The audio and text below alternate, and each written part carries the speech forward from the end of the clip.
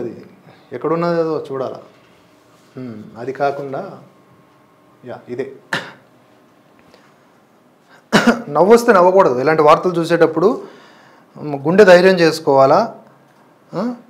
మనమందరం కఠినమైనటువంటి ఎన్నో చూసాం, ఇలాంటి వార్తలు చూడలేమా ఏంటి? ఏమండి, నా కోసం దేశం ఎదురు చూస్తోంది. అమేథీలో పోటీపై Robert Vadra. What a pity. Congress అగ్రనాయకురాలు సోనియా గాంధీ అల్లుడు వ్యాపారవేత్త రాబర్ట్ వాద్రా ఎన్నికల్లో పోటీ చేసే సూచనలు బలంగా కనిపిస్తూ ఉన్నాయి. ఆయన యూపీలోని అమేథీ నియోజకవర్గం నుంచి పోటీపై పదే మాట్లాడడం అందుకు ఊతమిస్తోంది. తాజాగా మరోసారి అదే తరహా వ్యాఖ్యలు చేశారు. తాను క్రియాశీల రాజకీయాల్లోకి రావాలని దేశం మొత్తం కోరుకుంటోందని వ్యాఖ్యానించారు. Wow, is it true Bhavani? చెప్పండి. నెక్స్ట్, తాను క్రియాశీల రాజకీయాల్లో నిత్యం ప్రజల మధ్య ఉండే నేను క్రియాశీల రాజకీయాల్లోకి మీరు ప్రజల మధ్య ఉన్నారా, వ్యాపారాలు చేసుకుంటున్నారా? ఎంతసేపు ఆదాని అంబానీ అంటారు కానీ రాబర్ట్ వాద్రా గురించి కూడా ఒక చిన్న చిట్టా ఉంది, చూపిస్తారు. నిత్యం ప్రజల మధ్య ఉండే నేను క్రియాశీల రాజకీయాల్లోకి రావాలని దేశం మొత్తం కోరుకుంటుంది. ఇప్పుడు బ్రహ్మానందం గారి ఒకటే ఉండే, ఈ క్రేజ్ చూస్తుంటే నాకు అర్థం కావట్లేదురా, ప్రతి ఒక్కరు లవ్ లెటర్లతో చంపేస్తున్నారు, బయటికి వెళ్తేనే మన క్రేజ్ ఎలా ఉందని అంటాడు కదా ఒక సినిమాలో, అట్లా ఉన్నది మనోడిది. 1999 నుంచి నేను అమేథీలో ప్రచారం చేస్తున్నాను. సిట్టింగ్ ఎంపీ స్మృతి ఇరానీ తానిచ్చిన హామీలను నెరవేర్చలేదు. అమేథీ నుంచి మీ పోటీ ఉంటుందా అని అడిగిన ప్రశ్నకు ఈ సమాధానం ఇచ్చారు ఆయన. 2 దశల పోలింగ్ సరళిని గమనించిన తర్వాత బీజేపీ కంటే కాంగ్రెస్ ముందంజలో ఉందన్నారు. కాంగ్రెసా ఇండి కూటమే అది చెప్పాలి. ప్రజలు మార్పు కోరుకుంటున్నారు. కేంద్ర దర్యాప్తు సంస్థలను దుర్వినియోగం చేస్తున్న బీజేపీని వదిలించుకోవాలనుకుంటున్నారు. బీజేపీ దుర్వినియోగం చేస్తుందే అనుకుందాం, లోపలేస్తుంది ఎవరిని?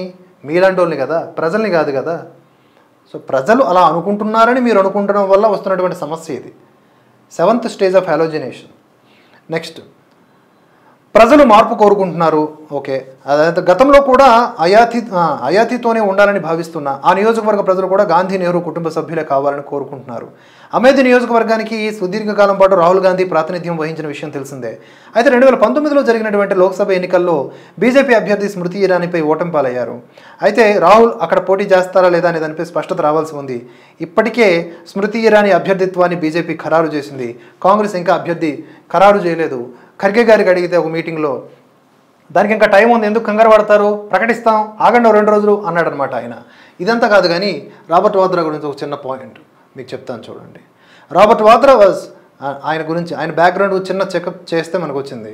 అకాంప్లిష్మెంట్ అండ్ కాంట్రవర్సీస్ అని ఒక చిన్న పేరాలో Vadra's net worth is reported to be approximately $2.1 billion అంట.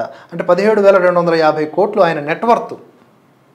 However his success story has been marred by accusations of fraudulent activities. ఆయన మీద ఉన్నటువంటి ఇదేంటంటే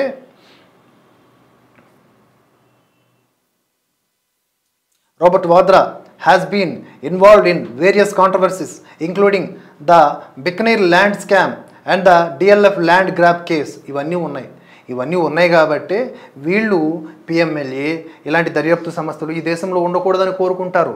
సో ఇవన్నీ ఇంత నెట్వర్క్ ఉన్నటువంటి ఇన్ని వేల కోట్ల రూపాయలు ఉన్నటువంటి రాబర్ట్ వాద్రా ఈ భారతదేశ ప్రజలకి అంటే మరి ఈయన సంపాదన కూడా పనిచేయాలి కదా. సబ్కా సబ్ దూత్ కా దూత్ పానీ కా పానీ హో జాయేగా అని అంటాడు కదా రాహుల్ గాంధీ. మరి రాబర్ట్ వాద్రా ఆయన దగ్గర ఉన్న డబ్బును కూడా పంచేయండి జనాలకి. దూత్ కా దూత్ పానీ కా పానీ హో జానా చాహియే. సో ఇక్కడ ఏంటంటే నేను చెప్పాలనుకుంటుంది, ఈయన గురించి దేశమంతా ఎదురు చూస్తుంది అనే ఒక డైలాగ్ ఏదైతే ఉందో నన్ను ఇలా మాట్లాడేలా చేసింది. మీకేమనిపిస్తుందో నాకు కామెంట్స్ రూపంలో తెలియజేయండి.